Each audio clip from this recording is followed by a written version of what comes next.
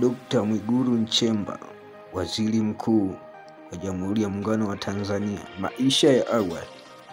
Alizaliwa tarehe 7 Januari 1975 katika kijiji cha Makunda, wilaya ya Iramba, mkoa wa Singida, Tanzania.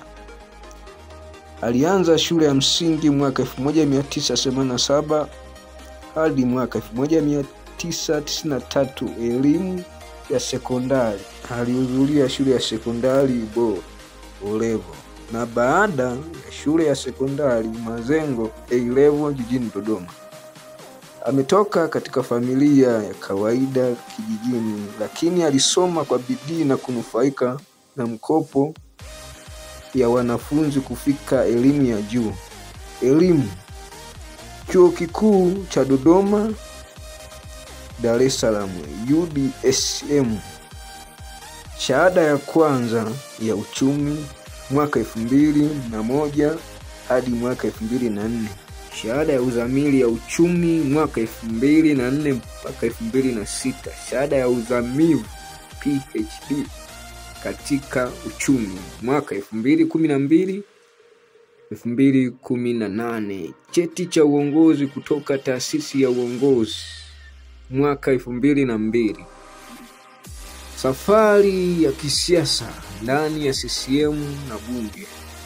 Ni mwanachama wa Chama cha Mapinduzi CCM, mbunge wa jimbo la Iramba Magharibi kuanzia mwaka 2010 hadi hivi sasa. Mweka hazina wa CCM mwaka 2011 mpaka 2012. Naibu katibu mkuu wa CCM mwaka 2012 hadi 2015. Wizara alizohudumu: Waziri wa Kilimo na Mifugo na Uvuvi mwaka 2015 hadi 2016.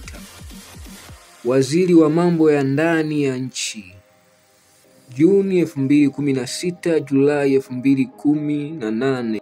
Waziri wa Katiba na Sheria mwaka 2020 hadi 2021. Waziri wa Fedha na Mipango Machi 2021 hadi Novemba 2025 mpaka sasa kufikia waziri mkuu. Mnamo tarehe 13 Novemba 2025, Mheshimiwa Dr. Rais Samia Suluhu Hassan alimteua Dr. Mwigulu Nchemba kuwa waziri mkuu wa Jamhuri ya Muungano wa Tanzania. Ionya TV Online kwa update na taarifa mbalimbali za kimichezo, burudani, muziki. Tupo hapo kukupa burudani. Usikose view, subscribe, like na kucomment.